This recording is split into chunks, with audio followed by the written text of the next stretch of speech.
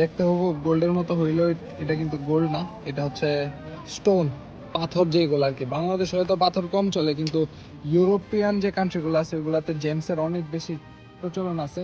আমি ছিলাম হচ্ছে চায়নার গুয়াংশি প্রভিন্সের উজু সিটিতে, আর এখন ভিডিওটা বানানোর উদ্দেশ্য হচ্ছে এখানে ডায়মন্ড পার্লের কিছু প্রদর্শনী চলতেছে। আমি ওই প্রদর্শনীতে আছি, এই যে দেখেন আমার সামনে কিছু জিনিস আছে, দেখাই।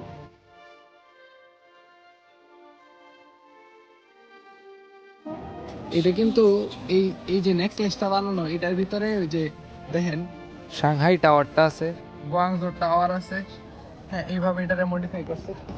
তারপরে এখানেও কিছু জিনিস আছে দেখেন। আর এই যে এই হাটটা যেটা, এটা হচ্ছে চংচিং এর ভিতরে যে সাইবার সিটিটা দেখা যায়, এই যে সাইবার সিটিটার আদলে এটা বানানো। আমি দেখাই আপনাকে,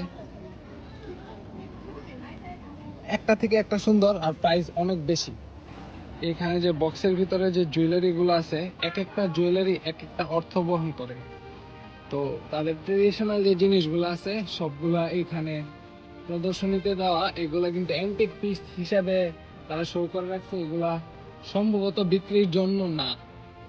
এই যে এখানে দেখেন এক একটা জিনিস এক একটা অর্থ বহন করে, এক একটা মানে স্ট্রাকচারের আদলে এক একটা জুয়েলারি বানানো। এই যে এই জিনিসটা দেখেন, এটা একদম জোস, টপ নচ।